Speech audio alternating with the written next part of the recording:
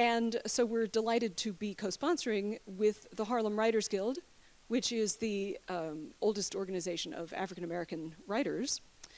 There is more information about the library, by the way, right outside the door. We have some other interesting events coming up and so forth, so feel free to ask questions if we can answer anything, etc., about the place that we are in.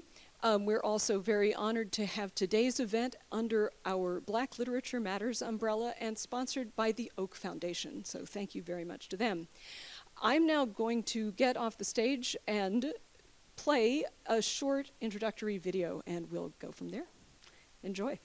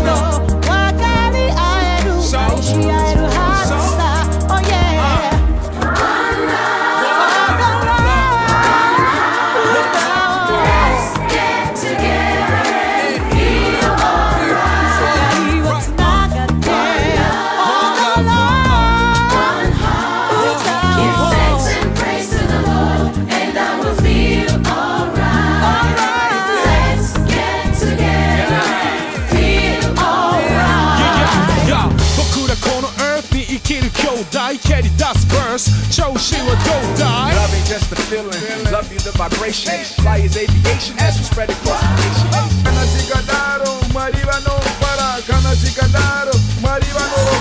One lifetime, take time for life's taking. We the greatest, they hate us, good at taking. And yeah, we ain't stating, but we didn't need to break it. The movement we created just got everybody saying, if love is what we're making, every day's a celebration. If love is what we're making, every day's a celebration. If love is what we're making, every day's a celebration. If love is what we're making, every day's a celebration.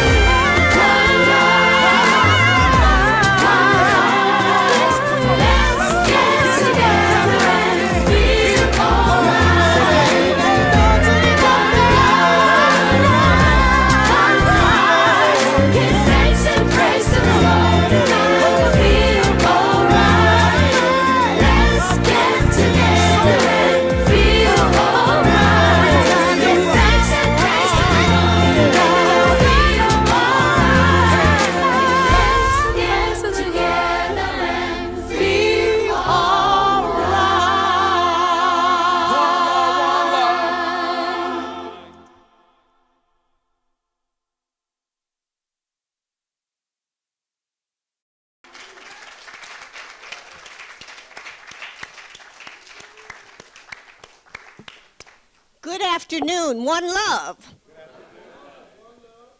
My name is Diane Richards, the Executive Director of the Harlem Writers Guild. We're so thrilled to have you with us today. The Harlem Writers Guild was founded in 1950 by John Oliver Killens, Rosa Gee, Dr. John Henrik Clark, Willard Moore, and Walter Christmas.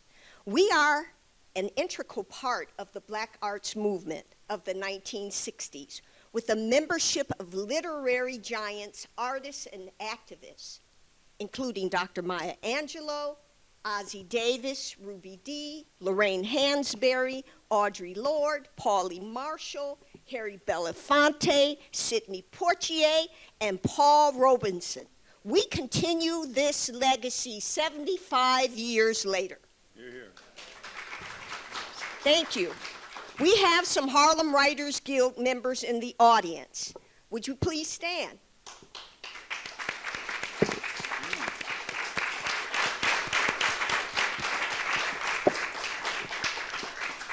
Like I said, we're thrilled to have you with us today at this historic event, where we will witness an important discussion between two courageous cultural creators of the theater, literary, film, and the music realms of the arts. They have been the geniuses behind the scenes, but today we're going to bring them in front. Can we say amen to that? Amen. Okay. Today, when there are attacks on our humanity and Black culture, it's critical that we make time to understand and respect what these phenomenal men have committed their lives to. Love and freedom. Say it. Love and freedom. As Harry Belafonte said, one love is the only theme for humanity's survival. So let's listen carefully. We're going to have fun today, but also this is serious. This is a serious time. Let's begin with some artistic expression. We will have the artist Anubis give us spoken word, followed by an incredible actor, Gary Vincent.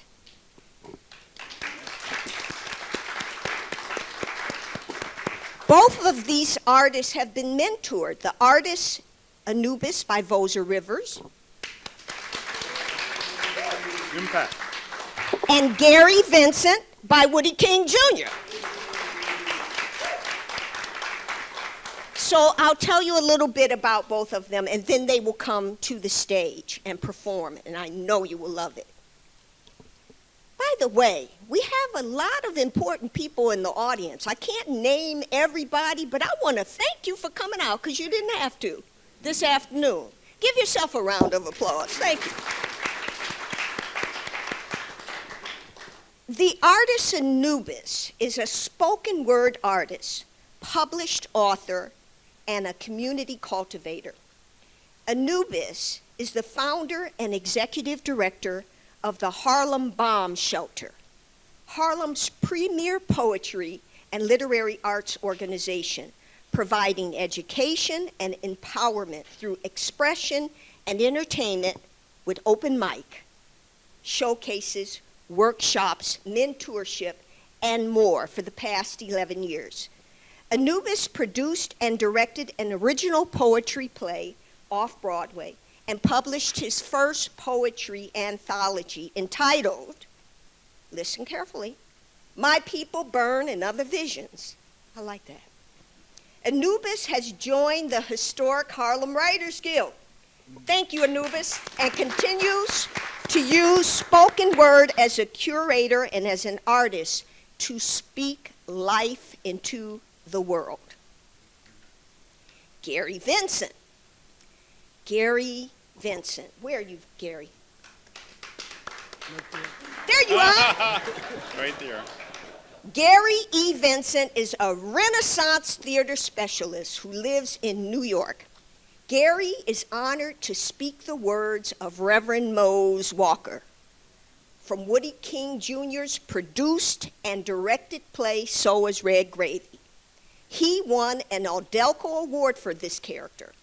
The New York Times review of Vincent's performance stated, when Gary E. Vincent plays the Reverend Mose Walker, his sermon is so rhythmic that it feels like a concert. Brother Walker could have made Christopher Hitchens go to church. Well, All right? Well. Now, the great men of gospel, Sweet Mama Stringbean, A Matter of Interp, and So Is Red Gravy are some of Mr. Vincent's New Federal Theater creative experiences. Gary thanks Woodie King Jr. and Elizabeth Van Dyke for their love and belief in him. Okay, let's welcome our artists to the stage.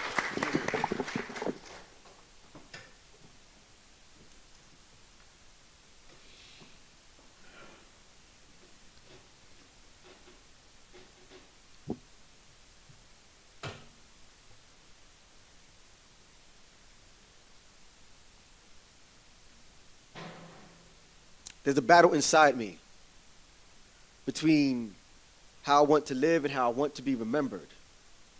The introvert feels alone in any room that's crowded, but the noise hurts less than the silence.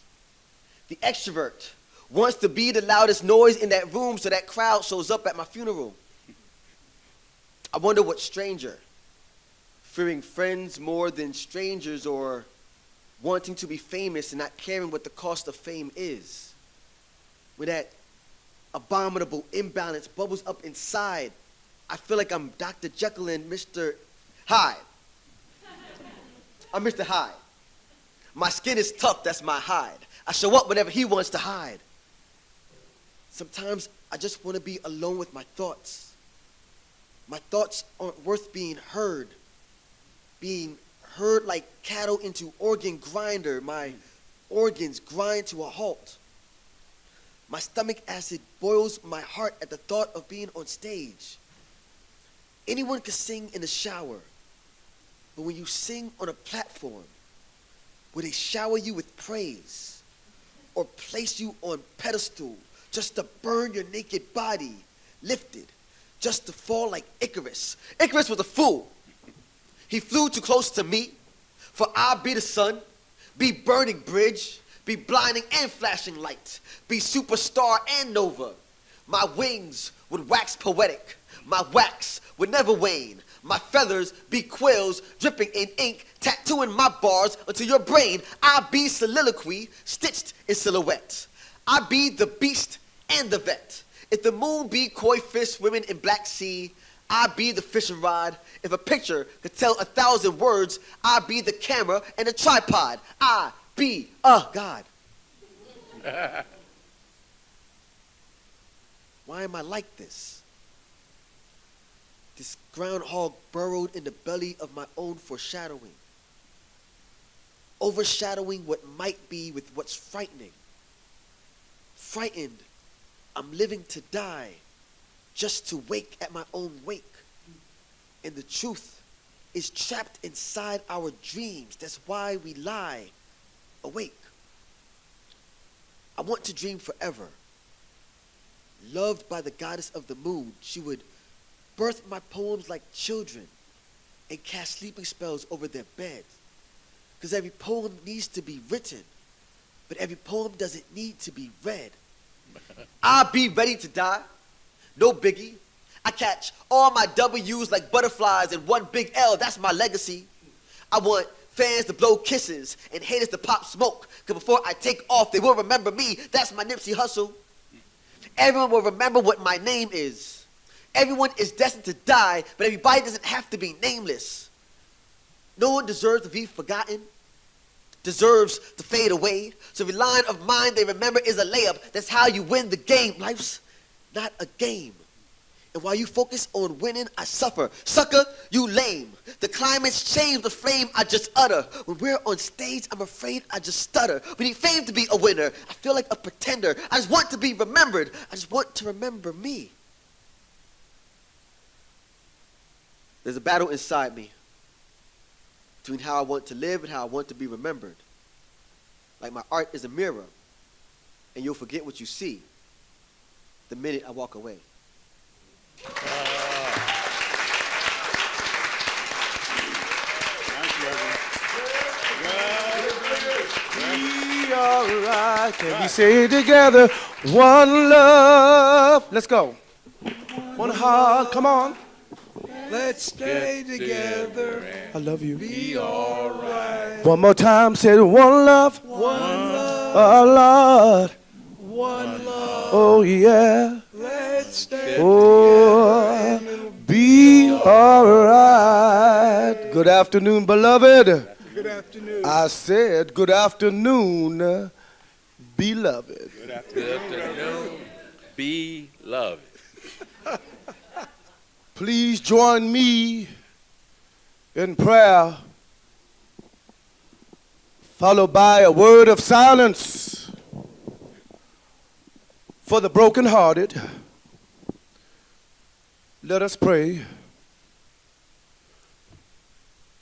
Dear Father, relieve me of the bondage of self,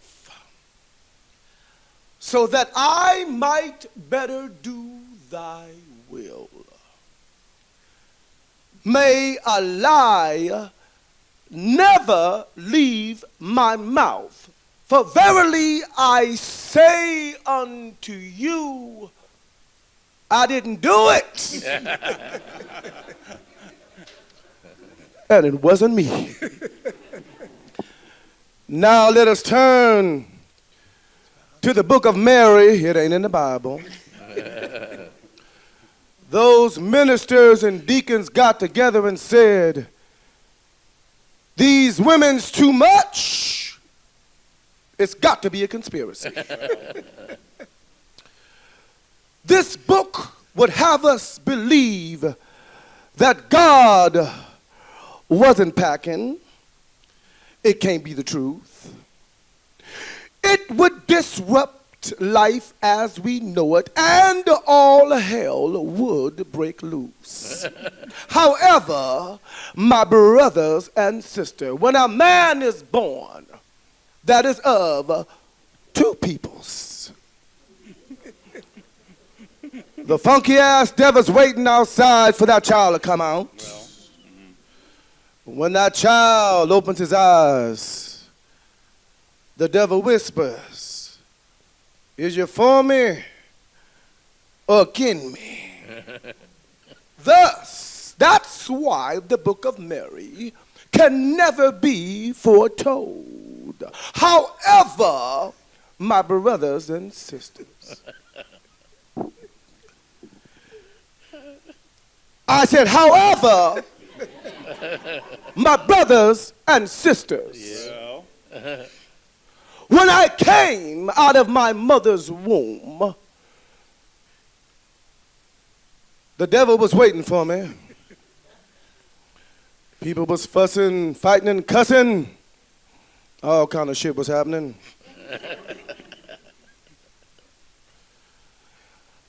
And Tottenham down the street started talking about my mama. And mama said, boy, get your ass outside and see if you can pick some cotton and help your daddy. And bring me that switch by the oak tree in his house for your ass if you don't mind. Okay, my dear. Don't worry. Don't weep. Oh, Mary, don't weep. Glory be to God. Oh, we're going to raise barren someday. I mean the Holy Ghost. I said, rejoice, rejoice, rejoice. God is good. Turn to your neighbor and say, all the time. all the time. The devil is up to no good. The devil's up to no good. You know it. You know it. I know it. I know it. But does the devil know it? Oh, that's the problem. That's a problem. That's a problem. That's a real problem. He don't know that we know it, and we got to keep it that way. Are you with me?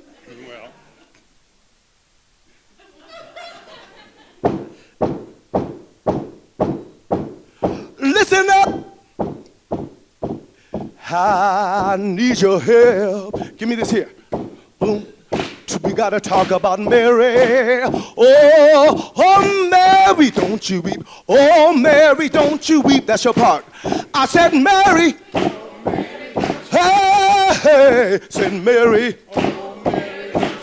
One more time. I said, Mary. Oh, Father. I didn't do it. Oh, it wasn't me. I said it was the devil. King Solomon had 1,000 wives. How come I can't have 1,000 wives? Oh, Mary, don't you weep. Tell Martha not to moan. Tell Martha not to moan. Yeah.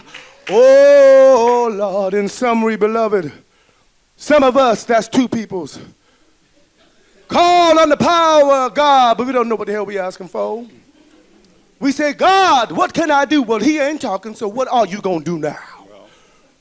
You think some witch or warlock like Windy Willow or Beloza, whatever your flavor, gonna give you spells to get that woman, but they wrong and you wrong, because the devil set that plan and you a big fool. I told you what would happen if you walked down that long, dark alleyway. I told you what would happen, but you didn't listen. You walked into it anyway with your eyes wide open. That's what I said. Your eyes were wide open and you didn't care, did you? Randia Voza. Glory be to God. Stick with me. Oh, stick with me. Glory, glory. Tell your neighbor, say, God is good all the time. Oh, Lord. As I said before, my brothers and sisters, the devil been dogging me every step of the way. That fool got a thing about me. Sometimes I wonder if he's into men. He just won't stop fucking with me. I said, but guess what? When I think about it in my right mind, what I'd witnessed is the devil masquerading as a man named Beloza, chasing my ass from town to town, church to church, bed to bed. And I couldn't resist the attraction of alcohol or the cool lemon sackcloth of that woman. So when the minister's wife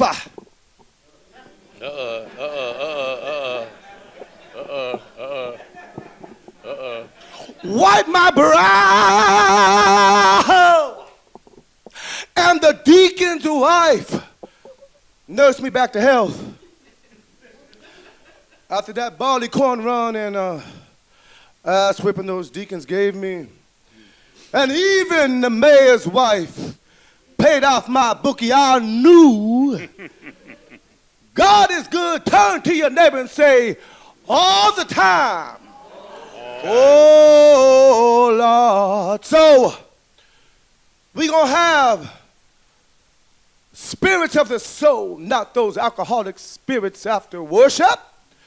If you got ailments, I got cures for everything. I said, be not weary.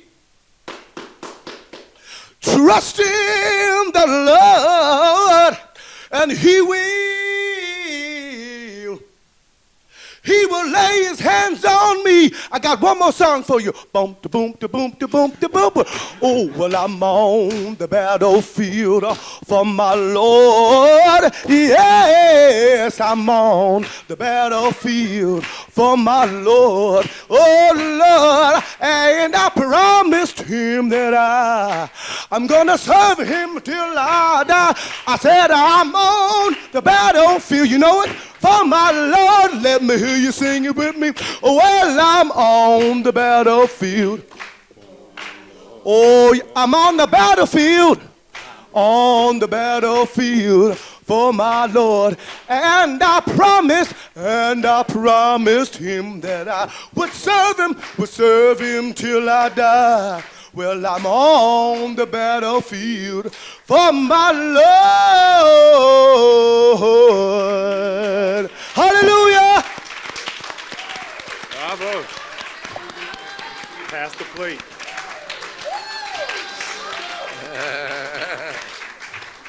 Oh, wow. Who's singing? Who's singing? All right. That was much. Thank you. Let's give our talented artists. All right. How you feeling? Everybody feeling good? Okay. Now, the highlight of our program today, honoring our wonderful geniuses over here, Voza, Rivers, Woodie King Jr., and Michael Dinwiddie, who will moderate.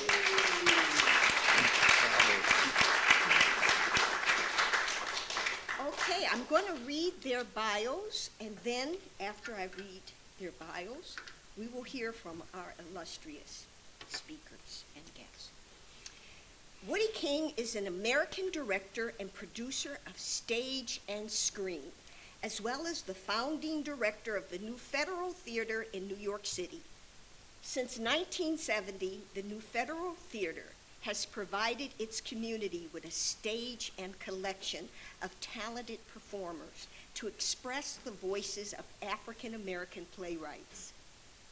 The New Federal Theater produced nationally known playwrights such as Ron Milner, Checkmates, Ed Bullen's The Taking of Miss Janie, and Nisaki Shange for colored girls who have considered suicide when the rainbow is enough, as well as actors including Morgan Freeman, Denzel Washington, Debbie Allen, Felicia Rashad, Glenn Turman, Samuel L. Jackson, and Lawrence Fishburne.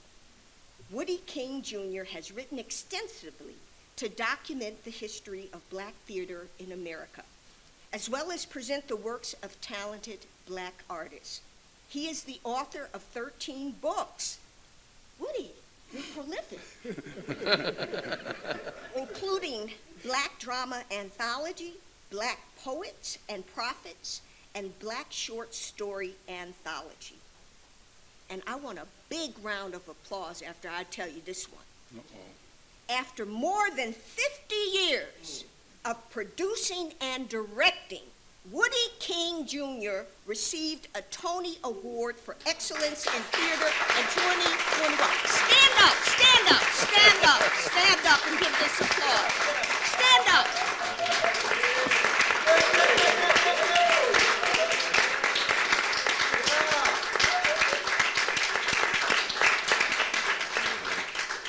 Thank you. Voza Rivers. My man. Yes, indeed. Is an award-winning international producer of theater, film, music, and live events.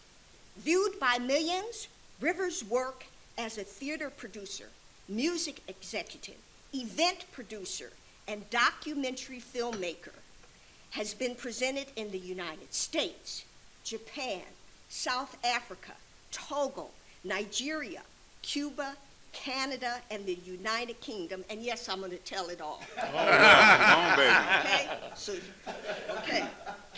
The Grammy, Tony, and Oscar-nominated Rivers has produced concerts featuring world-renowned artists. This is just a partial list. Includes Nancy Wilson, Nina Simone, Ruby Dee, Luther Vandross, James Brown, the Count Basie Orchestra, Ray Charles, Ashford and Simpson, Boy George, George Benson, Tito Puente, Lionel Hampton, Isaac Hayes, Little Jimmy Scott, Celia Cruz, Marion Makeba. Remember that when we were trying to do that thing she did with her tongue? That was really big. Kool and the Gang, Hugh Masekela, Boys to Men, Tony Bennett, Anita Baker, Chuck Jackson, Max Roach, Gloria Lynn, Yolanda Adams, Mary J. Blige, Dionne Warwick, Manhattan Transfer, Tony Braxton, Jonathan Butler, Phyllis Hyman, Grover Washington, Al Jarreau, and Shaka Khan.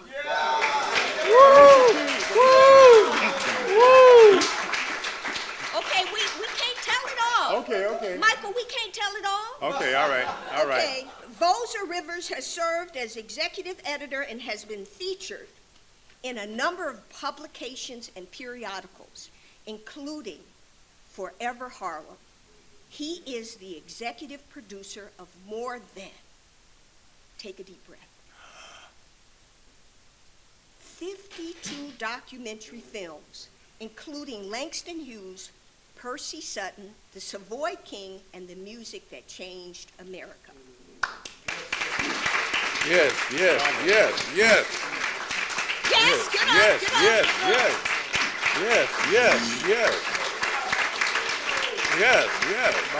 Yes. Okay. Now, you got a big job ahead of you now. I know. I have to follow the Reverend and. Well, we relax. And Okay, we that's having good. fun. Okay, and this good. is all good. It's all good. Okay. Now, Michael Dinwiddie, and I had somebody from the audience gave me more information that has to be shared with you today. Is a playwright composer whose works have been produced in New York, regional and educational theater. An associate professor at NYU's Gallatin School, he has served as playwright in resident at Michigan State University, Florida A&M University, St. Louis University, and La Universidad de Palermo in Buenos Aires.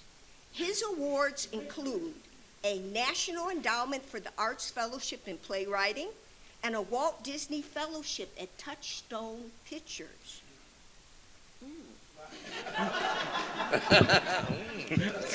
In 2022, the Michael Dinwiddie Playwright Award was created by the Black Liberated Arts Center. Michael sits on the boards of the College of the Fellows of the American Theater, the August Wilson Society, and the New Fest LGBTQ plus Film and Media.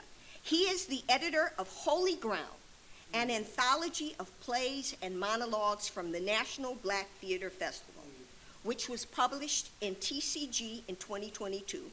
A member of the Dramatists Guild, ASCOT, BMI, and the Writers Guild of America, Michael is a past president of the Black Theater Network. And what we learned today is that Michael Dinwiddie was the first person of color, non-actor producer as a Tony Award nominating committee. He was a part of that.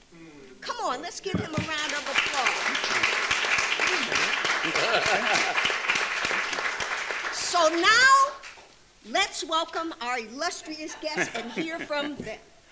Wow. Thank you, Diane, for that introduction. We have to first acknowledge we are on the unceded land of the Lenape, Lenni people whose forefathers were the ancestral guardians of this land, whose descendants continue to live amongst us in peaceful coexistence. And we also honor those who were brought from our motherland of Africa to labor and build the wealth of the Americas. We pay tribute to all our ancestors, indigenous and diasporic. Ashe. So, I am delighted to have this opportunity to sit with two men who have helped to create and define American theater and film in the 20th century, I guess the 21st now, I got to add that on. Pioneers who forged a path where there was none. Voza Rivers and Woodie King, you are icons. Your work has served as a beacon for so many others. Thank you for all that you've done, and all that you're going to keep doing, I hope, and for the wisdom you're going to impart today. But before I begin, I brought gifts for you. So, get ready. Okay, so, not these.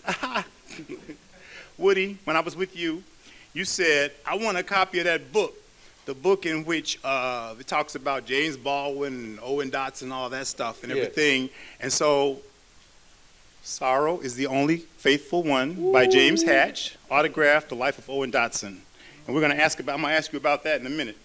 Yeah, you wanted it. You got it. All right. This is how you warm up the people that you're interviewing. You know, I'm going to give them a gift. Voza, in 1999, you produced a play that was at the National Black Theater Festival. Yes. And I'm sure you already have a copy, but this one is autographed by the editor. And it says, Voza, wherever you walk is holy ground. Peace and blessings, Michael. Thank you. Here you go. Thank you. So see, you put a smile on their face, they might tell you anything. So the first thing I want to ask you guys is, where did you meet? How did you meet each other? And then also, what was the first production you did together? You want to take it? Voza, you start. You can Yeah. start. I'm the youngest. So Woo! It's going to be that kind of day. Okay. I got a chance to, when I joined New Heritage Theater Group in 1964 as a volunteer with Roger Furman, who had just started his theater company. He would say to me that, and I volunteered, I did not want to be an actor, no part of the creative part of being in the theater. But he said that I should go to theaters and see, because I told him outright when I met him that I didn't want to be in the theater as an actor, but I wanted to help volunteer. And he made certain suggestions on where I should go to see black theater. So at 20 years old, I had never seen a black play. Roger, when I met him, shared with me that I needed to absorb and see what we were doing in theater. And he told me about Woodie King and Woodie King's theater. So I used to go anonymously. Nobody knew who I was because I was a volunteer in the theater and sit in the dark and watch Woodie's plays that he produced. And the talent that he had and the stories that he was telling back then touched me so much that I said, wow, this is really great. I never had an idea that Roger Furman, who had created his theater, would not be around. And when Roger passed in 1985 with AIDS, I got a chance to become the executive producer of the theater. And the first person that I wanted to reach out to was Woodie King. And I reached out to Woodie King and asked him, because like I said, for those early years of being in the theater, I was just a volunteer. But I learned all different areas from being the box office person, the maintenance person, focus, lights, paint, sets, etc. But I had never produced a play. And now Roger's reputation of the work that he had done for his 20 years, I knew that I needed to go to the master. And I went to Woodie King and asked if we could do something together. I had just taken over the theater. And Woodie and I hooked up, and we did the play. Woodie can talk about the very first play and that first experience. I'll turn it over to Woodie. Woody, tell us about that first experience. Well, we were doing Lawrence Holder, and I think it was Chickens. When chickens come home to roost. Yes, and it like the associate artistic person at the New Federal Theater now is Cynthia Kidd, and she's in the audience.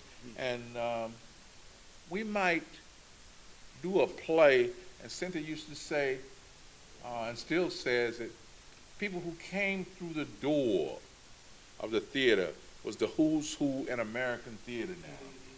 And the who's who in American theater included Voza Rivers, Dick Anthony Williams, Denzel Washington, Jackie Harry, Lynn Whitfield, and we did not charge young people any kind of tuition. They would volunteer to be ushers. They would volunteer to do box office, and so Voza would come in and out. He sort of like was as cool then as he is now. And you sort of like knew, he would say, I like this. This is nice. This is good play. And I didn't know he was trying to get his season together. But as I said to Voza today, it's almost like if you want to do something in Harlem, you call Voza. If you want to do something at the Schomburg, you call Voza. If you want to do something with the Harlem Arts Alliance, you call Voza. And it will be taken care of in 25 minutes. He'll call you back. And it's the only artist that I know of who says, I'll get back to you, that he actually gets back to you. So I am grateful for having met and worked with Voza. But one of the unique experiences that I had with Voza, I don't know if he had, Chuck Jackson, who recently passed and they honored him, recorded Any Day Now, and we honored Voza, and Chuck Jackson sang and looked at Voza, and I hope you remember this, Voza just smiled. Now he was not a record producer. I don't think he had anything to do with that record. But that's who Chuck Jackson would go to for advice. And that is what the theater is about.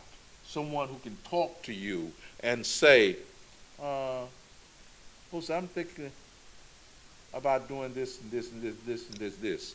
And Voza would say, well, I think you should do this and this and this. If they do that, they would be a better person, they would be a better artist, and their work will be received. And you saw earlier the kids. When we honored Voza, that was one of their first public performances. And I fell in love with them. It was like, I said, how is this possible? They're that good. Because they worked around Voza Rivers. Mm-hmm. So I hope that answers you, but I am very moved by people who can talk to people. It's like a good director. I don't know if you all direct. It's like a good director. You can say a few things, and the artist knows exactly what he is talking about, she is talking about, and goes up and does it. And then, after he leaves the stage, or she leaves the stage, that part of them will be forever remembered. And back in the day, we used to have people like Lloyd Richards and Viola Spolin, Stella Adler, Elia Kazan. If they could whisper in your ear, say, I think you should try it this way. I think you should try it this way. It will work out differently. And that, it would be no emotional, nothing. And we have in the audience there, I think, Petronia Paley. She's here. Yeah, she's here. Yeah. uh, they honed us and made us better people, I think. You know, yeah, I got degrees and all that. Got a couple doctorates. And Liz always laughs when I say that. But, you know, they were easy. You know, it was not easier. You had to travel to get them. You had to, Life is hard, Woody. Hard life. yeah. You had to travel to Wayne to Detroit. Yeah. You know. So John- one of the things, I'm sorry, I don't want to interrupt you, but Go you ahead, said you- something. You said something earlier that really hit me and struck me. First of all, Voza talking about just a volunteer. It feels like in the theater, most of what you do is give away what you have. It's not just a volunteer. So that we all love that energy. And one thing you didn't mention was who was in that play when the chickens come home to roost? That first play that you did that I saw way back in whatever it was. Denzel Washington, Yes. Kirksey. Then we did it again, Yes. again and again after they left. And now Denzel is one of the top rated artists in America. But Woody, there's something you used to say about that. You said whenever Denzel would come out on the stage, The audience they would gasp first. They would, oh my God. Malcolm X came back to life. because he thought he was Malcolm X. He looked like he had the glasses and the little hair Yeah. and everything, and the audience would just go, which is what we did. Yeah. And he had the vocal intonations, and it was like a unique. Give him the mic. It was sort of like a unique experience, you know. And me and my partner at the time was Dick Anthony Williams. He's sort of like passed on. Yes. Brilliant actor. Oh, Pretty Tony and all those films he did where he was tall and thin and as a rail, and we would just look at Denzel. Then we would go out to Zaffi's, whatever. What's that place we used to go to? They closed. Vic and Terry's, Oh, yeah. McKell's, and we just went to McKell's. We was talking about it yesterday. Yeah, Russ Brown's. It's all of them are gone. Well, you know, I have a question. Harlem, you were born in Harlem, Yes. Voza. Yes. But Woody, you did the great late migration from Alabama to Detroit to New York. Why did you come to New York? Who brought you to New York? Nobody brought me, but I was. Okay. But I got to tell you, I was hip enough to. Raising the Sun was touring Detroit, and I would go to the theater almost every performance, and I would walk with Douglas Turner Ward and Robert Hooks and Lonnie Elder from the theater to their hotel, asking questions, and that paid off for me later. Oh man, it paid off for me unbelievably well later on, because I stayed in touch with Robert Hooks, and Robert Hooks was beginning to excel in TV series, and I forgot the name of the series, but it was a very hot series, and he couldn't take a regular job. So when the poverty program came along, 67, 68, they had asked this woman, Marilyn Bibb, if Robert Hooks can do it. He said, no, but I know the guy who can. And he gave it to me. She gave it to me. And I had this job at like, I think maybe 20 years old. I think I was making so much money. And so I would, in my time off, I would, act in plays, did Broadway, Great White Hope, did Off-Broadway, all these plays and movies. And trying to get to that place. But that was it. But Robert Hooks helped me tremendously. Okay. And you also had a relationship with Langston. We'll talk about that later. Okay, yeah, we talk about that Yeah, later. but that, I want to get to impact and what we saw, this presentation from the young people. Woody mentioned it, how impactful it was. Tell us a little bit about that, Voza. Well, I have a partner named Jamal Joseph. For those of you who know Jamal, when he was 15 years old, he was arrested as a member of the Black Panther Party, and there was a conspiracy with the Black Panther Party, and the police and the undercover agents was trying to get the Black Panther Party back then to identify historic sites to burn down. But that was being directed by a police infiltrator in the Black Panther Party. So there became this great big trial called the Panther 21, where those people who were involved, and Jamal was 15 years old, involved in the Black Panther Party, and he was arrested. Jamal lied about his age when he joined the Panther Party, and he subsequently did 8 years in Leavenworth Prison. Wow. And while in prison, he received all of his degrees through his master's degree.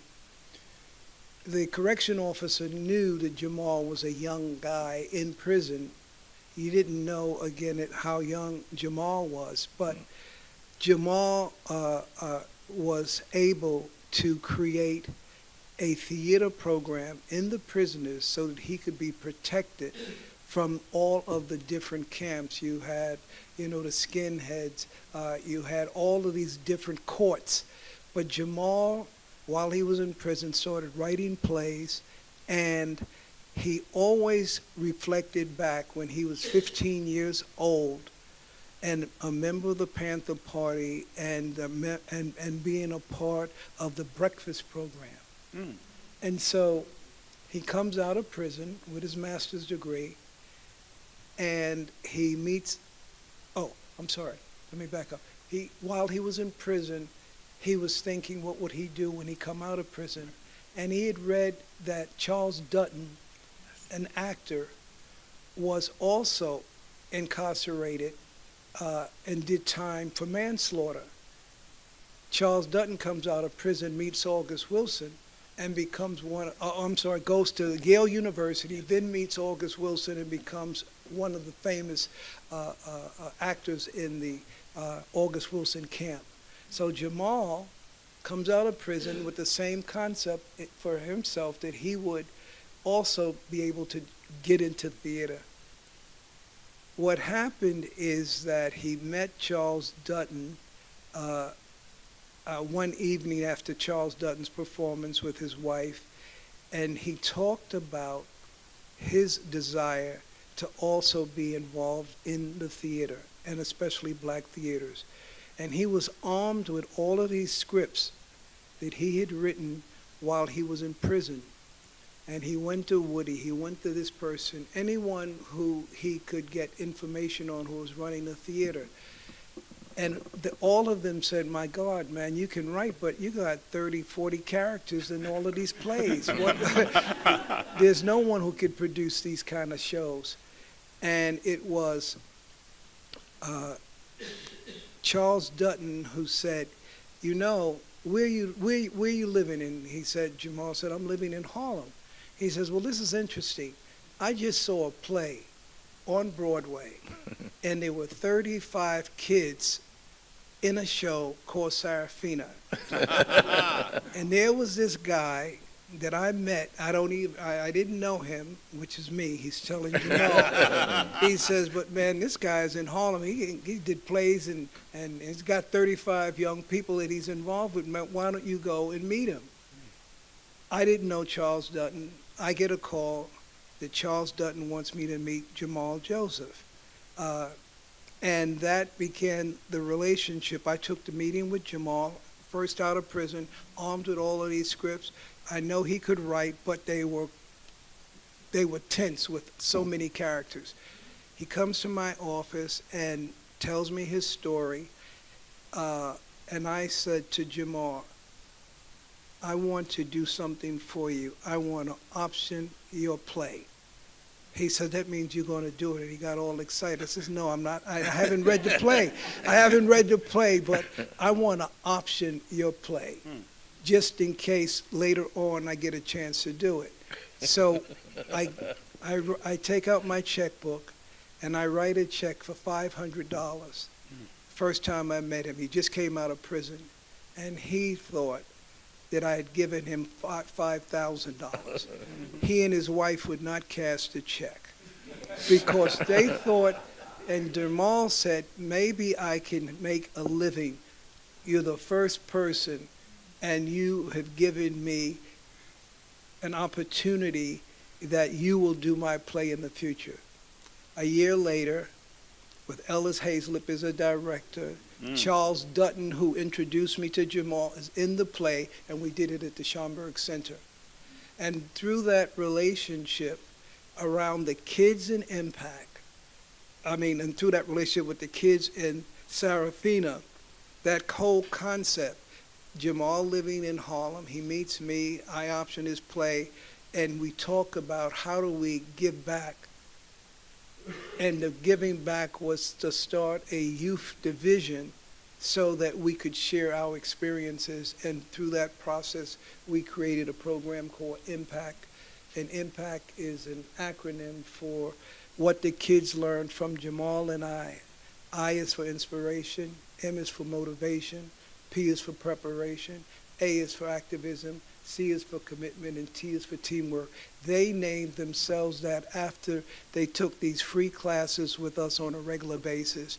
And we were so proud of them, so proud that these young people that you see now were able to write music. They wrote music for a film called August Rush. They were nominated for an Oscar for Best Song in a Musical. And the next year, the soundtrack was nominated for a Grammy. And these are the same kids that you are seeing now.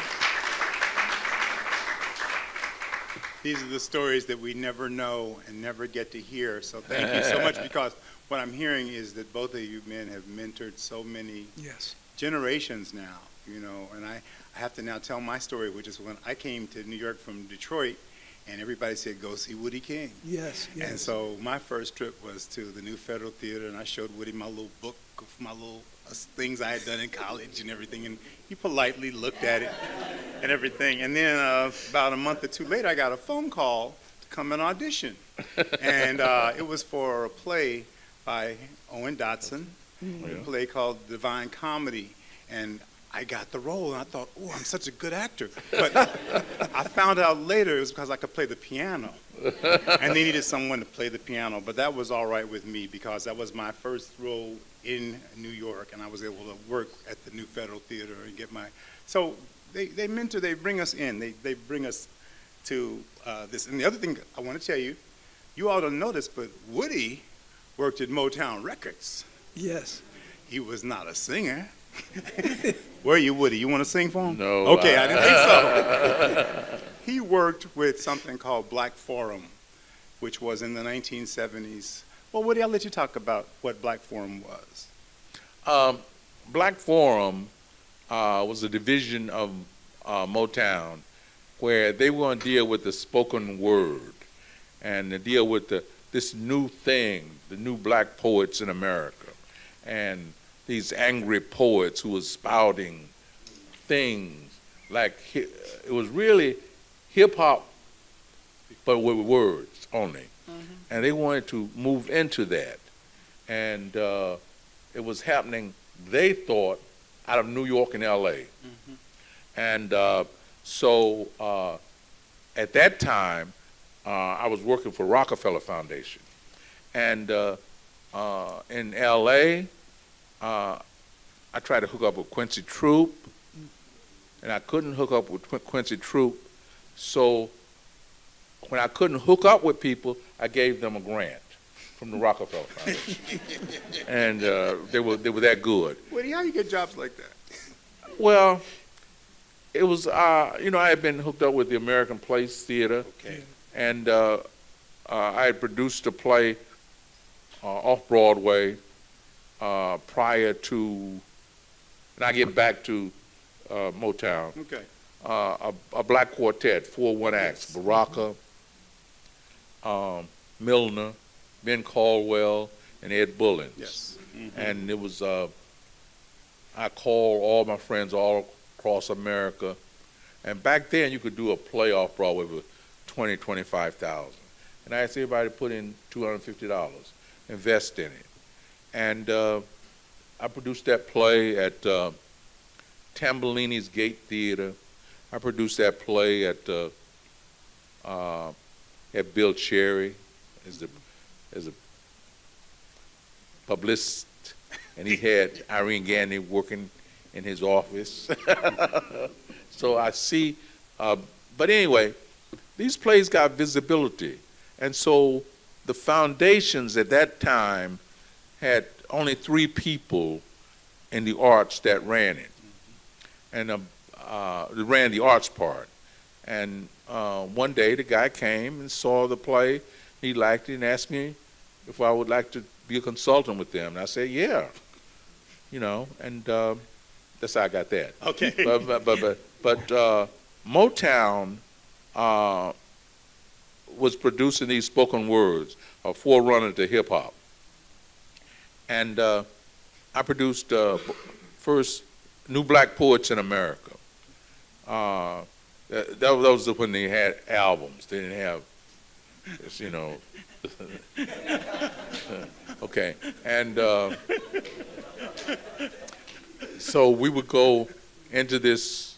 They were on West Grand Boulevard then, and then they found out I was from Detroit, and there was a guy named George Schiffer who later on became a co-producer of one of the plays we did at New Federal. And Liz was in that play. Lynn Whitfield was in that play. What was the name of that play? Liz Van Dyke. Yeah, Liz. The name of that play was, Showdown Time. And George Schiffer got so much credit inside of Motown that the other writers got into theater.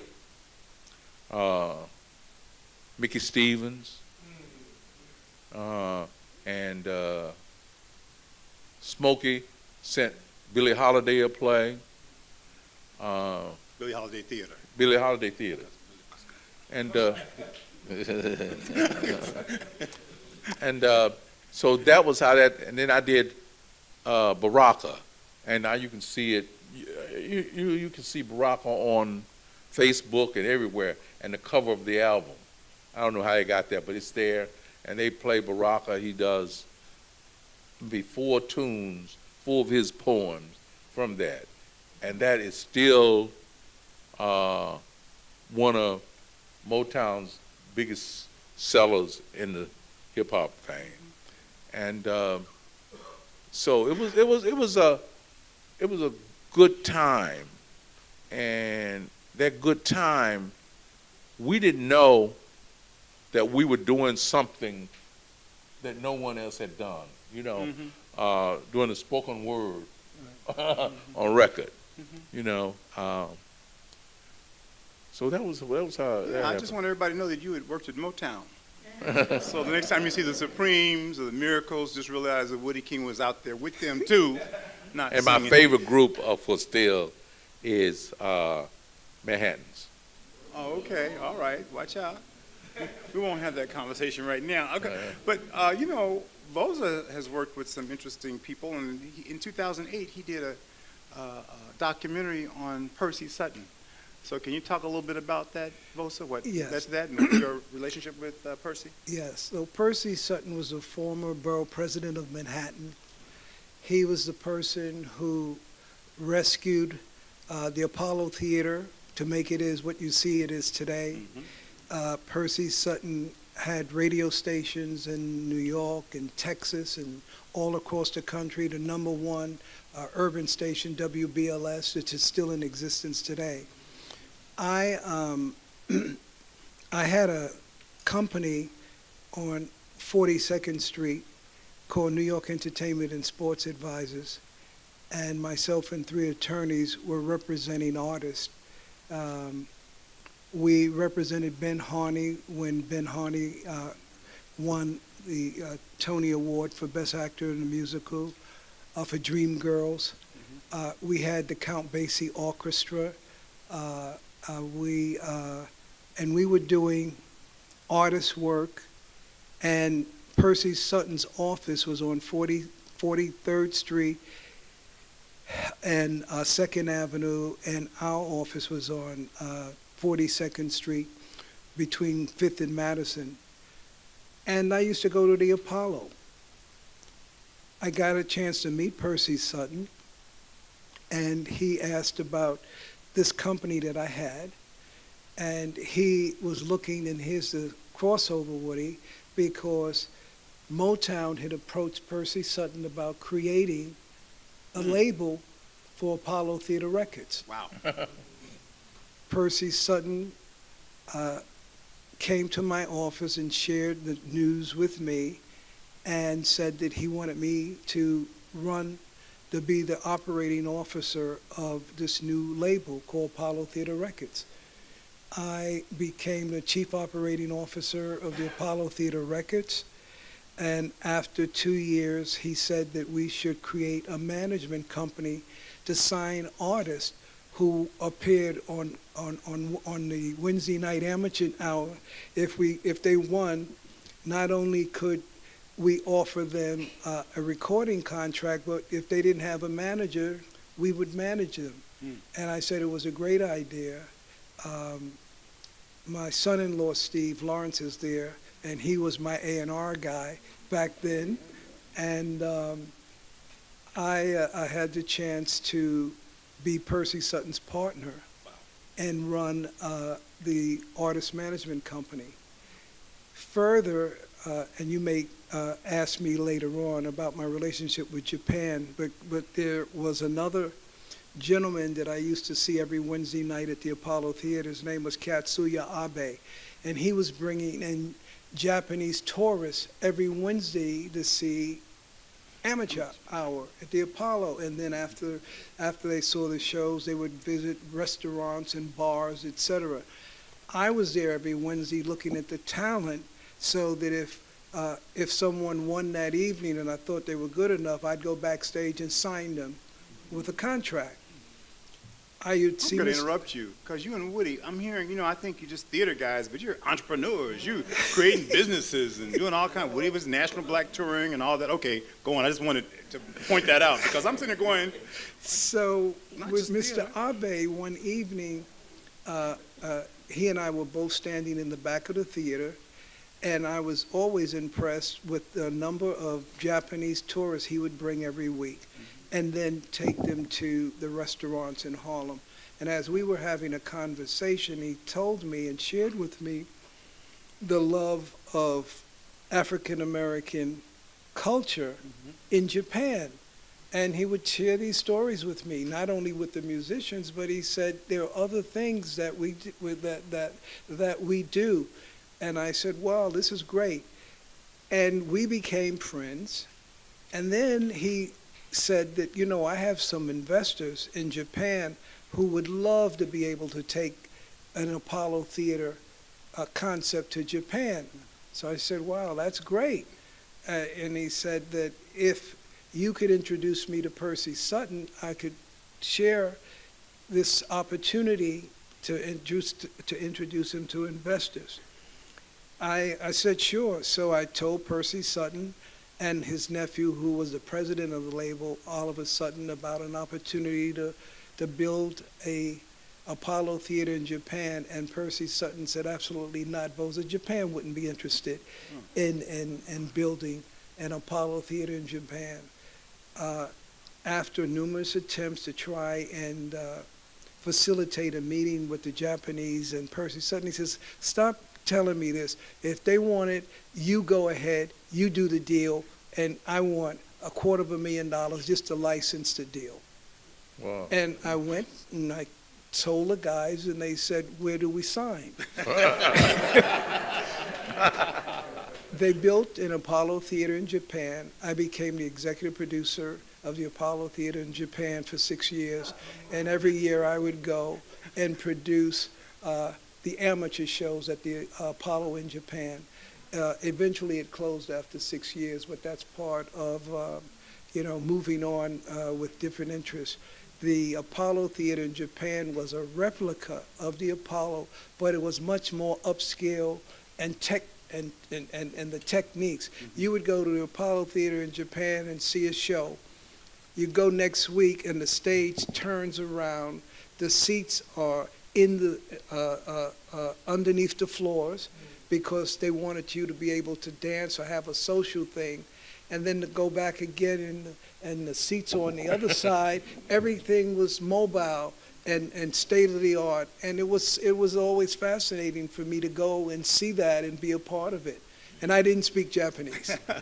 But wow, those are stories we never get to hear. So I want to ask now, what's the show you wanted to produce, Woody, Voza, that you didn't get to do? What's the one that you're like, that?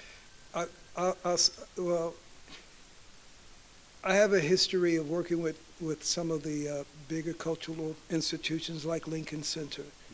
But Lincoln Center, I did not go downtown to follow or to be a partner with Lincoln Center. They came uptown.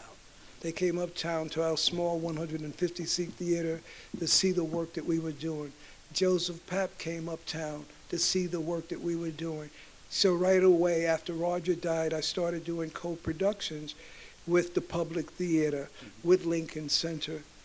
And with Lincoln Center, we did our first our first, not Japanese, but our first South African play, which was called Woza Albert, that captured the history of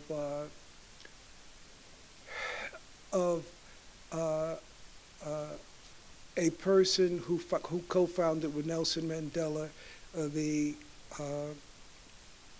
let me stop for a second, the African National Congress. Okay, ANC. Okay, Okay. yeah. We then did a second play, which was called Asena Mali, in Harlem. Lincoln Center came again to see the work. They were impressed, and so was Harry Belafonte, who came to see it, Quincy Jones, who came to see it. This is a small 150-seat theater. All of these big shots came to see the play. After it ran for 8 sold-out weeks in our small theater, Harry decided to take the show to Broadway, and we went to Broadway, and that was nominated for a Tony. The next play that we did was the big one, which was called Sarafina. And with Sarafina, Lincoln Center was a partner. Lincoln Center decided to bring Sarafina to Lincoln Center first. And in partnership with myself and our theater, we brought the cast of Lincoln Center up to Harlem, to City College, to perform for Harlemites, for the students and the residents, before the show went to Broadway. And so the rest is history. Lincoln Center did very well and won all these awards. It's 35 years later. Lincoln Center, not Lincoln Center, but Sarafina is a feature-length film. And we also did a documentary on Sarafina, and that's good. All of those things happened. The last show was called Township Fever. Township Fever was going to be the biggest of all of the South African plays that I was involved with Lincoln Center. So Lincoln Center said that they wanted to do this production with New Heritage Theater in Committed Artists, South Africa, but they had no theaters available to do the show in. The Mitzi Newhouse was taken. We went to see Broadway houses. All of those theaters at that time, in that particular year, they were all busy. So Bernie Gersten decided and said, Voza, have you been to Brooklyn? I says, yeah, I've been to Brooklyn. He says, what about the Brooklyn Academy of Music? Said, it sounds great. He said, I'm going to call the Brooklyn Academy of Music and see if they would be interested in doing Township Fever. Sarafina had 35 actors. Township Fever has 42. Big show. big cast. And we went to Harvey Lichtenstein at BAM, Brooklyn Academy of Music, and we opened up the show, and nobody came. When I say nobody, you're in a theater where maybe you had 100 people. So we knew that the Lincoln Center audience, the people in the city, they weren't going to Brooklyn. And so now we have invested with Lincoln Center in this production. After about the first week of performances, Bernie Gersten came to myself and Duma and Gluvu, my South African partner, and said, listen, guys, this is the heart of the black community is here. You're in downtown Brooklyn and you're nearby Bed-Stuy. What I want to be able to do is to figure out, we don't have anything to lose, if you and Duma, before each performance, would encourage those few people who saw the show to go out and tell everyone else if they liked the show. And that's what we did. After 8 weeks, we sold out all of the performances. Now, the investors came to take the show to Broadway. And what happened is the Gulf War broke out. And we were not able to get the financial support. That was the biggest disappointment for me because the reviews of the show, the subject matter, and the success of the other previous 3 shows from South Africa, this was going to be the big one. And this was a show that we weren't able to take to Broadway. But the relationship with Committed Artists South Africa and the opportunities to work with the South African company bodes well because today we're working on bringing Sarafina back to Broadway. So we're trying to do that for next year. And then there's another new play out of South Africa that they've asked me to be involved with. And so I'll wait to share that information as it becomes more finalized. Thank you. That's an amazing story. Yes. Woody, I'm going to change it on you a little bit here because you did a play and you told me the story of going down to a bar and you were the man sitting in the front in the audience and the whole play was directed at you. And so I want you to talk a little bit about that play, and you know what I'm talking about. Yeah, right? yeah. It was, okay. They were doing a play for colored girls who considered suicide when the rain boys enough. And there was a bar about half the size of this, about from this side of the audience, at a place called DeMonte's. Very small, you know, and the stage was about half this size. So it was 10 women in the play. And so they selected me to direct a lot of the poems act. And I'm saying, now, why did they select me? Did R. Scott, Ntozake, no, Ntozake's sister told them that Woody would be there tonight. And so they used that. And so Ifa Baeza said, Woody, I know you were pissed off that they did this. I just told him you would be here. I didn't tell him to direct it at you, and blah blah blah. And so I was listening, but the play was absolutely fabulous, and I had just seen Elizabeth and I had just seen a week before Revelations, and I said, this got a lot of Avalon Ailey's movement, and got a lot of this in it, and we had a little bit more, but it had 10 women. And they knew I didn't want to do a play with 10 women. But the But the 3 women they got rid of, they were dear friends of mine. And I said, am I going to let this bother me? So I picked up the play, called up, 5 or 6 people at foundations and places, and got the money. See, you could do showcases in those days. 16 or 20 performances over 4 weeks. And I think you paid $250 for the whole 5 weeks. And so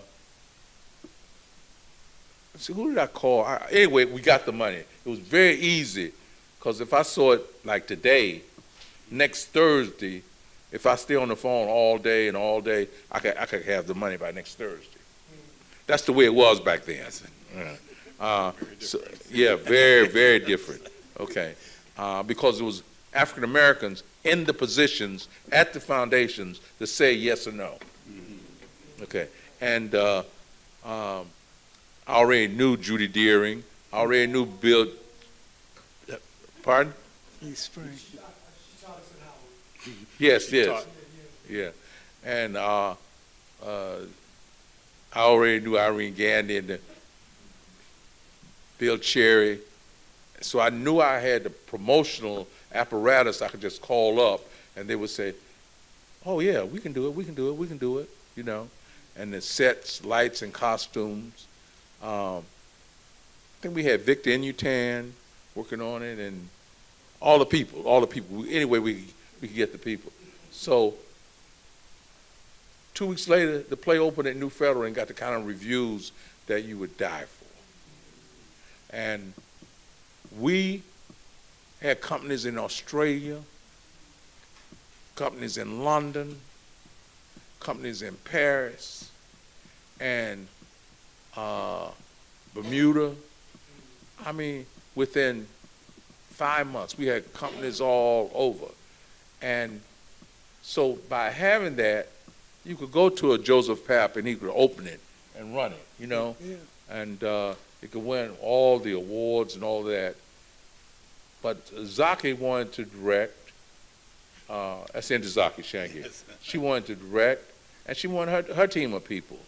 And she did that with all of her plays, and then had to stop because her plays, except for one, could not grab the audience. We did our plays everywhere. But it was a great, it wasn't a learning experience. It was like, it began to teach me you cannot let something that's directed at you that works, even if it being directed at you is ill-advised. A good producer, don't let that bother him. Okay. Okay, it's the play. Does it work? Yeah, it works. Yeah, it's integrated. It's choreographed well. It's all. And Judy Deering did the hell out of the costumes. It was like wonderful. So that's what happened with that. Thank you, Woody. I think that's a great place for us to segue into questions from the audience. Yeah. Does anyone have any questions they want to ask us? We have a few minutes for that. Yes, ma'am. Tell us your name, please. And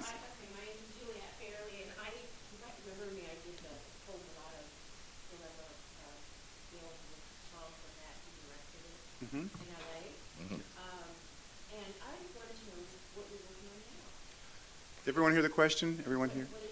What are they working on now?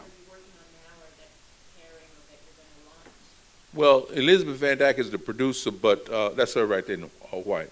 A play called Telling Tales Out of School. That's very good. And it's about the recreation of Zora Neale Hurston, Nell Larson, Jessie Fawcett, and Nancy Cunard. These 4 women.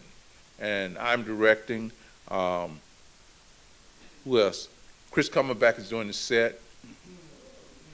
Oh, you got to tell one more thing, which is that they go to a funeral of Alain Locke, and they remember who Alain Locke was to them. Okay, that's okay. important. Okay, So, Dr. Locke. Okay, but that's what I'm. Okay, now Dr. Alain Locke taught at Howard University, and he was the I don't want to say instigator, but he defined the word Harlem Renaissance in 1921. Okay, now in defining that word, you know about the Harlem Renaissance? Okay, these were powerful women during that time. But Dr. Locke was kind of, He was a lot. yeah, yeah, and but he was so powerful you couldn't talk about that as part of his life. They could talk about how he had, after his mother died, he would have a funeral for her and sit her at the table, and she would sit there dead, Serving tea. yeah, serving tea, a teacup in her hand, and so it's that kind of a play, but but these are four. I gotta tell you, these are four of the hippest women During that period. during that period. That's right. So you can't, it's like if you went to Toni Morrison and Maya Angelou. Toni Morrison can't put nothing over Maya Angelou. She knows everything. Yeah. Have read all her books. Yeah. Okay, so they've read everybody's books. They know each other. These four women. So in 1954, Alain Locke dies. Now they come to his funeral. Now why did they come to his funeral? And that's what the play is about. Yeah, there you go. Now you told it. Now you told it. Okay, it's like, I want to come see that play. Voza, something you want to tell us about? I'm working on a play by a Japanese artist who, this will be the third time that I've produced this play called Gravity of Love. And it really deals with unification of cultures. And I have another play, Turning 15 on the Road to Freedom, with Irene introduced me to the two lovely ladies sitting next to her. And Irene Gandy is here. Irene Gandy. In 1964, when Roger Furman started his company, shortly thereafter is when I met Irene. She was an understudy for one of our plays back then. She And was that's an how, actor? yes. I didn't know that. No, she. Okay, I got to tell my Irene story, which is that when she worked for the Negro Ensemble Company as a publicist, she told me how she would make sure articles got into the paper. Yeah, go right ahead. Nice and loud. Hello, I'm Irene Gandy. Yes.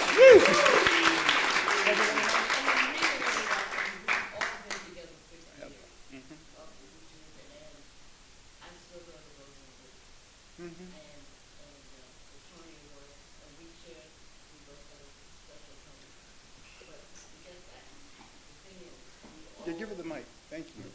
But she's going to give you the mic so everybody can hear what you're saying. No, I don't make her stand up. No, she don't stand. Don't stand, Irene. I just want to say that you continue to serve, and the reason I'm 50 years on Broadway and still just shows it's successful because of people like, Voza, Woodie, in the black community. And I think whatever people are doing, we still call each other.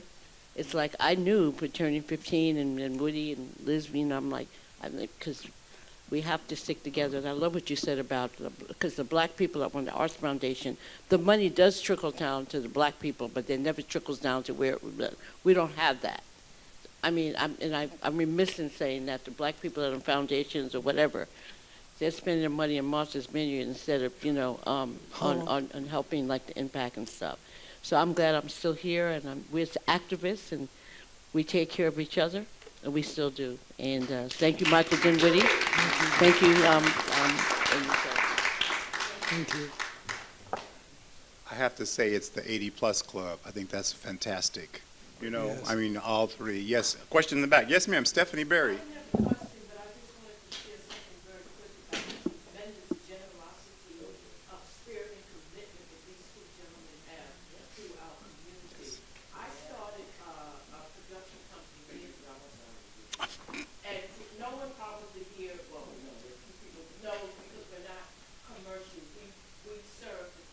Yes. We take political issues and create theater one shot. And I was working with Aisha Rothman, played when I first started, this is years ago. And she said, call Woodie King. He Yep. will teach you how to get started. I said, I can't call Woodie King. It took me a week to call you Woodie because I was so scared. And Aisha made me do it, so I'm literally shaking. By the end of the conversation, not only had Woody given me a master class, but he shared a foundation contact with me, which from what I understand, you don't do that.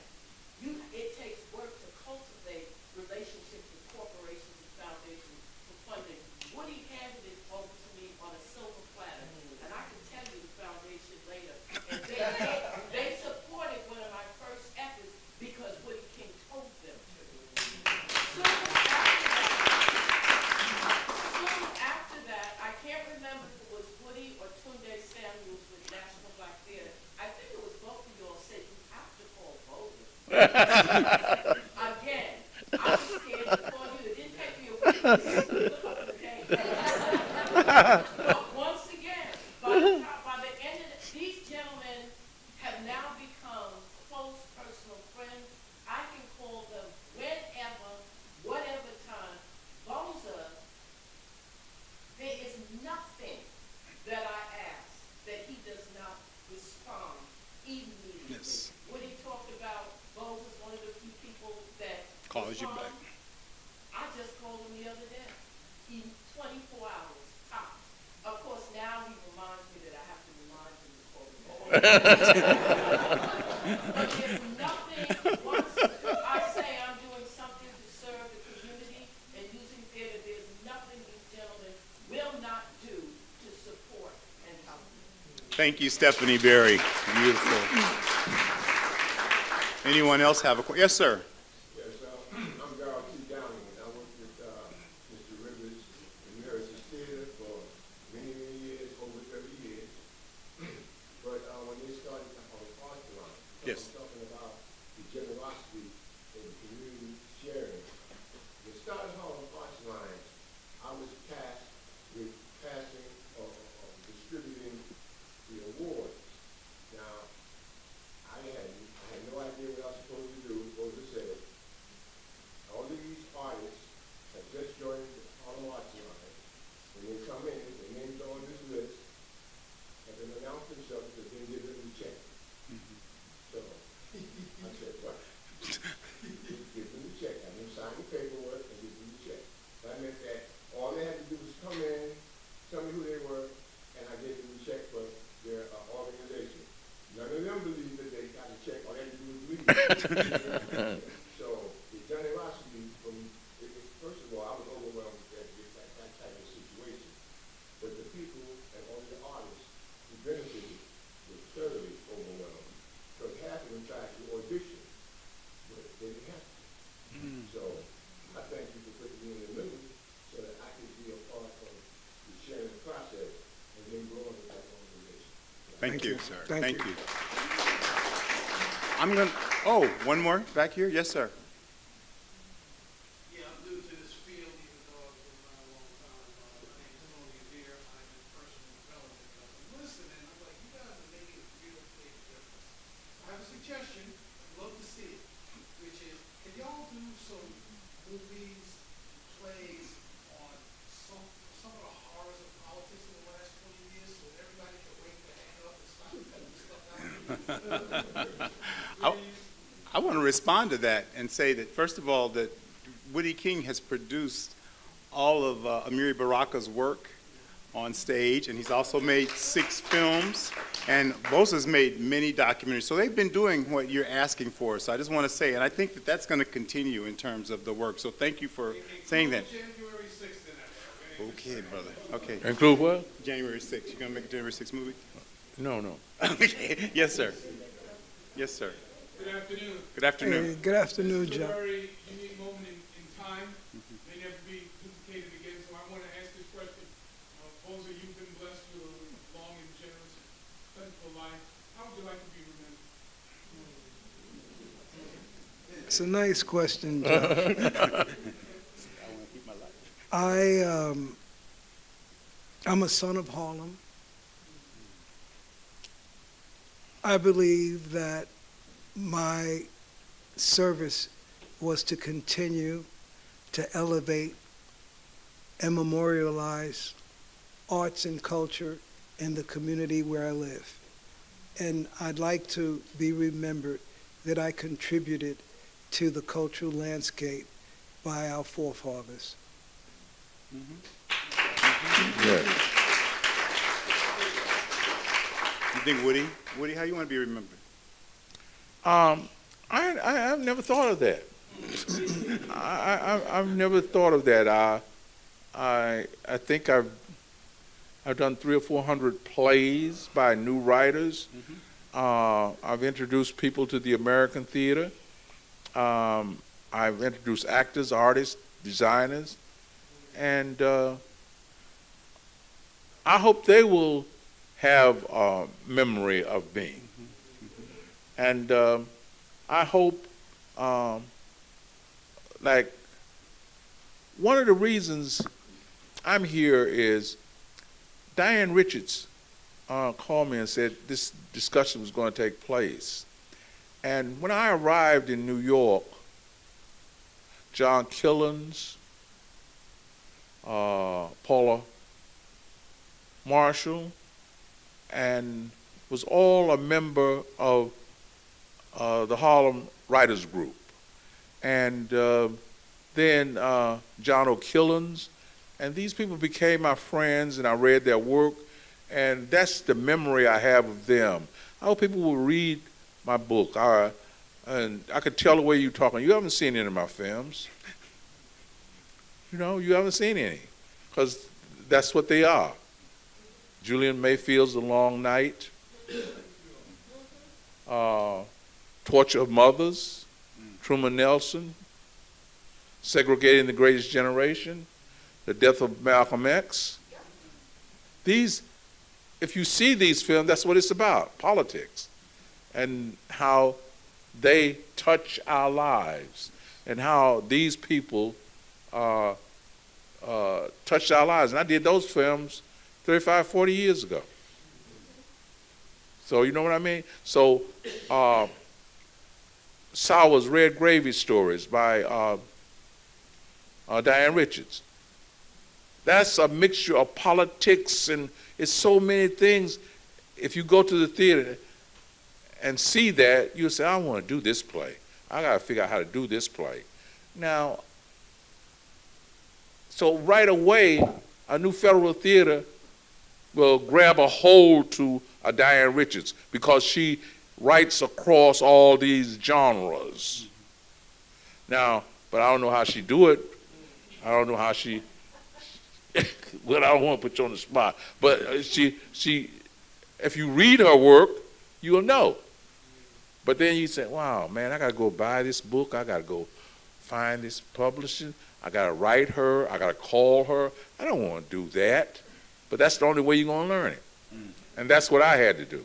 And that's what you've always done, Woody. And Yes. you do both. I mean, it's really, that's part of what is you know, at the beginning, Diane said she called you courageous cultural creators. And I think that's something that I will remember you as and by, because indeed that is who you are. And I want to thank you for this conversation. It's been really incredible. Thank you very much. And so, yes. Thank you. Wait, she's going to say some words. Now, Sarah Holliday wants to say a few words. Right. And then we have a short film. Yes, thank you. No, really just to add my thanks on behalf of the New York Society Library to all our presenters and those participating today of Voza Rivers, Woody King Jr., Michael Dinwiddie, the artist Anubis, Gary Vincent, and Diane Richards, who is our main organizer, along with Sylvia White, for everything today.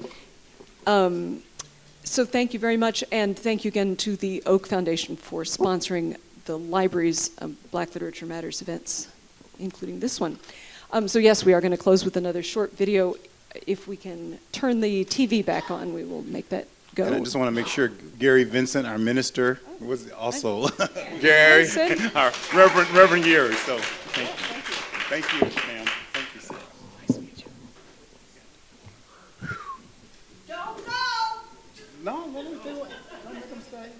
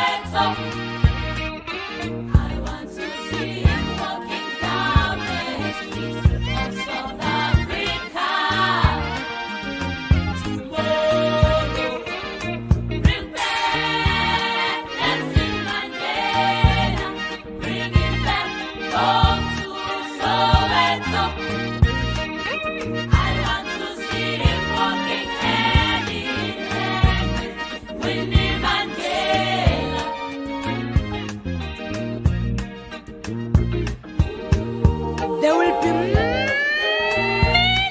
of people, millions, from all over the world in a big open field in Soweto. The whole place will be vibrating. Women will be urinating.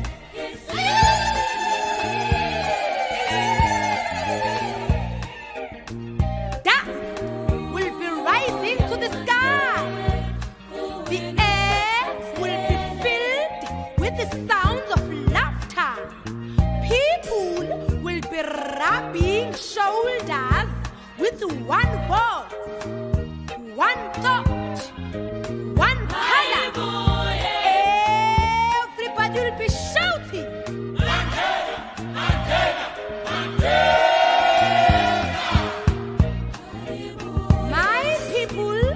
Today I am free, and the people will say,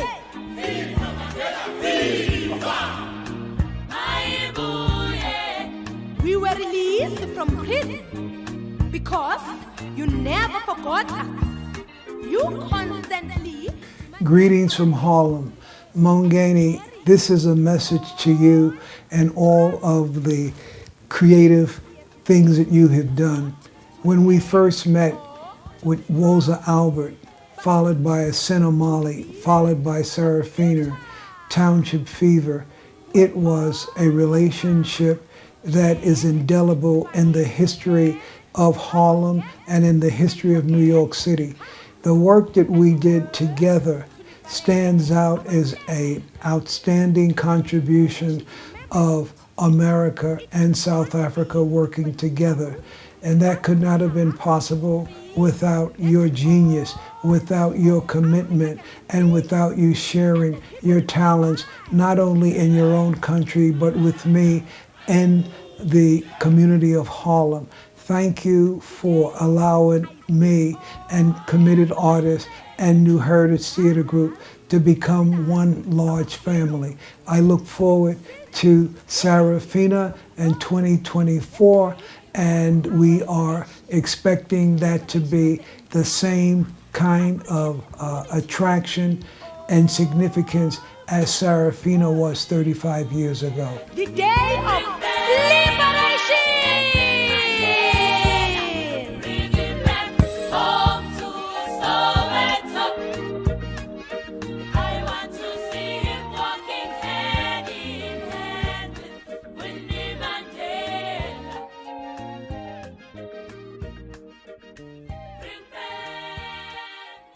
Thank you, gentlemen. Thank you. The refreshments.